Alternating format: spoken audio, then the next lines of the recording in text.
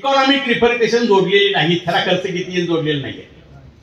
Kothari commission सारखं 6% करायला सांगितलंय. 2020 चं धोरण आहे, 2024 आलेलं आहे, अजून 3.5% वर खर्च झालेला नाही कुठल्याच वर्षामध्ये, आणि तो करणारी नाही आहे सरकार. त्याच्या अगोदरच एक सांगतो की आपल्याकडे ज्या दिवशी उन्नीकृष्णन समितीचा रिपोर्ट, उन्नीकृष्णन समितीचा केसचा निकाल आला, त्यामध्ये असं सांगितलं की या कलम 21 प्रमाणे या देशाच्या प्रत्येक नागरिकाला सन्मानाने जगण्याचा अधिकार आहे. सुप्रीम कोर्ट म्हणतं की शिक्षण झाल्याशिवाय सन्मानाने जगता येत नाही, म्हणून article 45 should be red in concurrent with article 21. म्हणून 45 कलमाचं रूपांतर मूलभूत अधिकारामध्ये झालं. त्यानंतर 6 महिन्याच्या आत स्वयंसहाय्यित अर्थशाळांचा जी आर आला. जर 14 वर्षापर्यंतच्या सर्व मुलांना मोफत आणि सक्तीच्या शिक्षणाचा अधिकार असेल तर फीची शाळा अस्तित्वात येणं बेकायदेशीर नाही का? आणि सरकार असा जी आर कसा काढू शकतो? त्यामुळे एक तर स्वयंअर्थसहाय्यित शाळांच्या मध्ये 0 फी घेतली पाहिजे. दुसरी गोष्ट, संविधानाच्या धोरणानुसार हा सरकारचं काम आहे 14 वर्षापर्यंत शिक्षण देणं, हे भांडवलदाराच्या ताब्यात देता येणार नाही.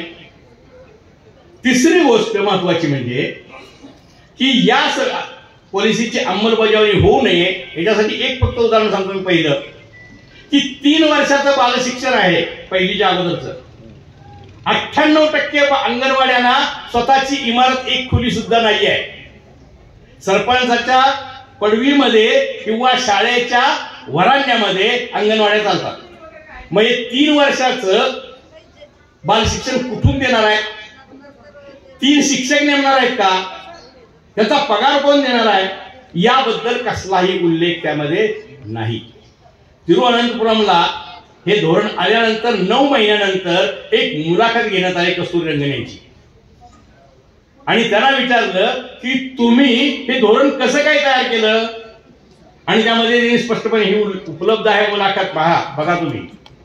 ते म्हणतात मी शिक्षण तज्ञ नाही. कस्तुरी शास्त्रज्ञ आहेत, खूप चांगले शास्त्रज्ञ आहेत, पण ते शिक्षण तज्ञ नाही. ते म्हटले सरकारनं सांगितलं ही 17 माणसं घ्या आणि NEP तयार करा, आणि मी त्यांना घेतलं, त्यांनी लिहिलेल्यावर मी सही केलेली आहे, माझा त्याच्याशी काही संबंध नाही. हे इतकं भयंकर कारस्थान चाललं असताना तपशिलावर चर्चा करून चालणार नाहीये, पॉलिसी मुळातून नाकारावी लागेल.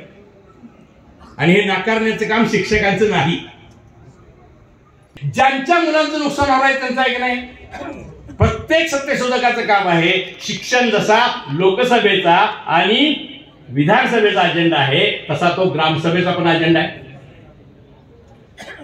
त्यामुळे त्या संदर्भातले कायदे गावासाठी करण्याचा ग्रामसभेला अधिकार आहे. जोपर्यंत 3 वर्ग मिळत नाही तोपर्यंत आम्ही हे मानत नाही, असा ग्रामसभेचा ठराव करावा लागेल. हे सत्यशोधकांचं काम आहे.